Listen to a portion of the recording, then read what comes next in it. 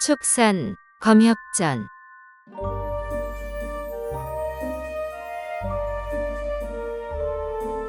49화 우연히 만난 두 검선. 말곰과 성성이와 작별하다 우연히 성명주를 만나고 사나운 호랑이를 잡으려다 뜻밖의 도사를 마주치네.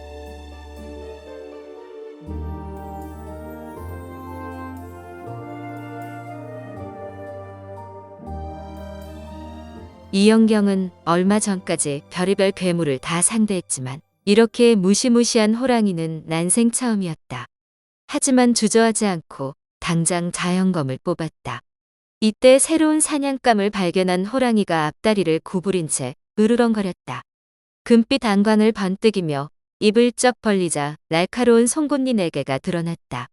7척이나 되는 긴 꼬리로 땅을 내리쳐 굉음과 흙먼지를 일으키더니 당장 달려들듯이 털을 바짝 세웠다. 막 달려들려는 찰나 나무에 올라가 있던 성성이가 강철 같은 손으로 호랑이 목덜미를 낚아채 5척가량 번쩍 들어올렸다. 예상치 못한 공격에 당황한 호랑이가 요란하게 울부짖으며 발버둥쳤다. 영악한 성성이는 두 발로 나뭇가지를 단단히 움켜쥐고 호랑이 머리를 단단한 나무 기둥에 세게 부닥뜨렸다.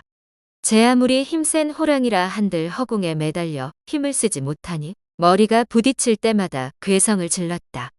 쿵, 쿵. 거대한 나무가 부르르 떨릴 만큼 강한 진동이 이어졌다. 이영경은 그 광경이 너무 우스워 그저 재미있게 지켜보았다. 한 달 맷집이 어찌나 좋은지 호랑이는 쉽사리 죽지 않았고 예상치 못한 일이 벌어졌다. 성성이 몸집만 해도 보통 사람의 몇 배이고 여기에 호랑이 무게까지 더하면 700근이 훌쩍 넘을 터였다. 더구나 성성이가 신이 나서 힘껏 휘두르는 통에 무게와 충격을 이기지 못한 굵은 나뭇가지가 뚝 부러져 버렸다. 의도치 않게 호랑이 등에 올라탄 성성이는 두 발로 호랑이 목덜미를 단단히 움켜쥐었다. 호랑이는 그렇지 않아도 눈알이 빙글빙글 돌 지경인데 내려와서도 목이 졸리니 고통스럽게 울부짖으며 왔던 길로 쏜살같이 달아났다. 이영경은 성성이가 다칠까봐 서둘러 경공술로 뒤쫓았다. 언덕 2개를 넘어 암벽을 끼고 도는 순간 성성이가 애처롭게 우는 소리가 들렸다. 큰일 났구나 싶어 얼른 달려갔더니 성성이 가슴을 앞발로 짓누른 호랑이가 송곳니를 드러낸 채 으르렁거리며 강하게 꼬리를 흔들고 있었다. 그 옆에 웬 불진을 든 도사가 있었지만 호랑이가 성성이를 집어삼키려 하자 생각할 것도 없이 냅다 검을 내질렀다. 자줏빛 검광이 십장남짓 뻗어나가 항아리만한 호랑이 머리를 단칼에 베어버렸다. 자줏빛 검광을 보고 소스라치게 놀란 도사가 황급히 물러서며 소리쳤다. 어떤 간큰 계집이 감히 내 선부를 지키는 신성한 호랑이를 죽이느냐? 이 말과 동시에 불진을 휘둘렀다. 이영경은 눈앞이 핑 돌며 어지러웠으나 얼른 정신을 집중해 넘어지지 않았다. 이 도사의 정체는 음양수의 사제인 귀도인 교수등이다. 음양수와 똑같은 요법과 검술을 익혔는데 하는 짓은 훨씬 악랄했다. 이영경이 죽인 호랑이는 교수등의 동굴을 지키는 신물이었다. 먹잇감을 찾으러 나갔다가 산짐승을 쫓던 중 어여쁜 이영경을 발견하자 늘 그랬듯 산채로 잡아다 체보하는 주인에게 바칠 셈이었다. 그러나 생각지도 않은 성성이 공격에 당해 나무에서 떨어지고 목을 졸려 힘 한 번 써보지 못하고 달아났다. 교수 등은 앞산에서 평소와 다른 호랑이 울음소리가 들려 강적을 맞는 줄 알고 구하러 나갔다. 그때 호랑이가 성성이를 매달고 돌아오자 불진을 휘둘러 성성이를 혼절시켰다. 된통 헌줄이나 해롱되던 호랑이가 복수할 유령으로 성성이의 가슴을 짓눌렀다. 하지만 잠시 숨을 고르는 사이 뒤쫓아온 이영경의 검에 목이 날아가고 말았다. 교수 등은 누군가 쫓아올 줄 생각도 못했으나 어린 소녀인 것을 확인하고는 크게 신경 쓰지 않았다. 물론 소녀가 성성이의 주인인 줄은 상상도 못한 채 군침만 흘렸다. 흐흐흐, 체보하기 딱 좋겠군. 그런데 소녀의 실력이 실로 대단했다. 소녀의 손에서 뻗어나온 자줏빛 검광이 순식간에 10장 남짓 날아가 소중한 제 호랑이의 목을 댕강 베어버리지 않았나. 분노가 치밀었지만 일단 산채로 잡으려고 전도미선 온장을 펼쳤다. 그런데 몇 번이나 불진을 휘둘러도 반응이 없었다. 그제야 상대가 평범한 소녀가 아님을 알았다. 오라는 딸은 안 오고 보기 싫은 며느리만 온다더니 혹시 나를 노리고 온 녀석인가? 이영경이 온갖 영약과 주거를 먹어 묘법에 잘 걸리지 않는다는 사실을 알 리가 없었다. 도사는 어느 문파인데 호랑이를 풀어 사람을 해치게 하죠? 분명 내 성성이가 이기고 있었는데 지금 꼴을 보니 당신이 뭔 짓을 한 것이 틀림없어. 만약 암계를 썼다면 가만두지 않겠어요. 이영경이 앙칼지게 호통치며 성성이를 구하러 갔다. 교수 등은 이 어린 소녀가 장미 조사의 자웅쌍검과 똑같은 검광을 날리는 것만으로도 놀라웠는데 거대한 성성이의 주인이라고 하자 함부로 비검을 날릴 수 없었다.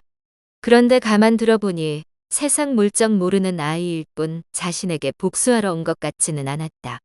대단한 강적은 아니겠다 싶어 한시름 놓으며 몰래 현녀둔을 시전해 사방 심리를 봉쇄한 후 바위에 앉아 조용히 지켜보았다.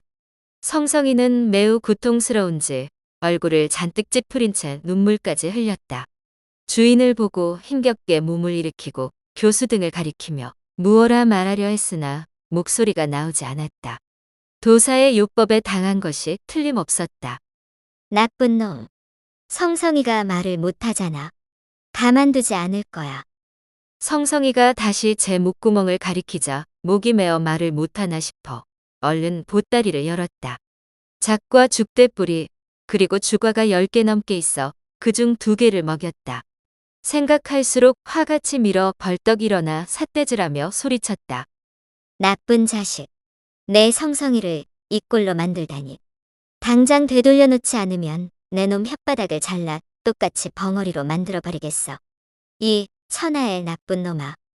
교수 등은 이영경이 다가가 성성이를 일으키고 주과까지 먹이자 더욱 놀라웠다. 물론 성성이가 이미 다른 영약을 먹은 사실은 알지 못했다. 정말 범상치 않은 아이로군. 100년에 한 번 구할까 말까한 주과를 서슴없이 성성이에게 먹이다니. 뭐 이런 듣도 보도 못한 경우가 다 있지? 그 와중에 이영경이 계속 욕을 해대니 성질이 났다. 젠장. 어이가 없군. 대체 내 놈 사부가 누구인데 남의 선부에서 이렇게 소란을 피우느냐? 내 이미 천라지망을 쳐놓았으니 날개가 있어도 도망가지 못할 것이다. 순순히 정체를 밝히고 한바탕 즐기는 것이 어떠냐? 그때 주과를 먹고 기운을 회복한 성성이가 질풍같이 덤벼들어 교수 등의 목을 콱 움켜쥐었다. 속수무책으로 목을 졸린 교수 등은 요법은커녕 비명조차 지르지 못한 채 얼굴에 핏기가 사라지고 눈동자가 뒤집히기 시작했다. 하지만 상대가 극악무도한 놈이라는 사실을 모르는 이영경은 사람을 해치고 싶지 않았다. 그만해. 성성이가 말을 알아듣고 순순히 손을 풀었다. 죽다 살아난 교수 등은 난생 처음 겪는 치욕에 분기탱천하여 다짜고짜 뒤통수를 쳤다. 누런 검광 2줄기가 금방 뒤돌아선 성성이에게 날아들었다. 이영경이 재빨리 검을 휘두르자 자줏빛 검광이 쭉 뻗어나가 누런 검광과 부딪혔다. 교수 등이 아차 싶어 검광을 거두었으나 이미 검광 하나가 두 동강 나버렸다. 뭐야? 비검을 쓰잖아? 잠시 당황했으나 자연검이 상대 검광을 부러뜨리자 다시 기세등등해졌다. 요괴.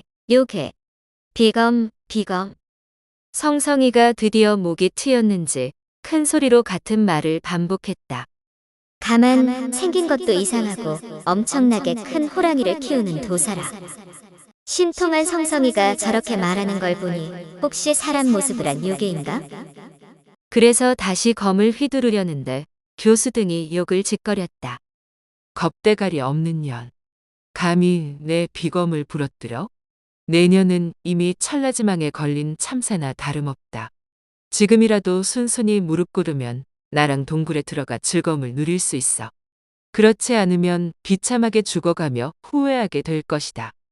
이영경은 아직 어린 탓에 즐거움을 누린다는 것이 무슨 말인지 몰랐으나 어쨌든 좋은 뜻이 아닌 것만은 알았다. 헛소리하지 말고 내 검이나 받아라. 그러고는 검을 휘두르며 교수 등에게 몸을 날렸다. 정면으로 맞서기 어렵다고 판단한 교수 등은 재빨리 주문을 외며 불진을 휘둘러 모습을 감추었다. 이영경은 상대가 감쪽같이 사라지자 크게 당황하며 하늘을 올려보았다. 아직 유시인데? 벌건 대낮에 감쪽같이 사라진다니 역시 요괴가 틀림없어. 그런데 아까 뭐라고 했더라? 철라지마? 주위를 둘러보니 울창한 고목 사이로 희읍스름한 햇살이 비추는 모습이 왠지 음산하고 꺼림칙했다. 서둘러 이곳을 떠나야 할 것 같아 도사든 요괴든 더 이상 쫓지 않기로 하였다. 막 돌아서려는데 느닷없이 사방에서 회오리 바람이 휘몰아치기 시작했다.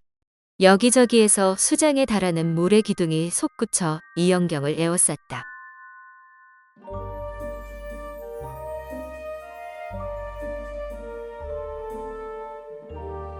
다음 화에서 이어집니다. 더 좋은 콘텐츠를 제작하기 위하여 구독과 좋아요, 알림 설정 부탁드려요.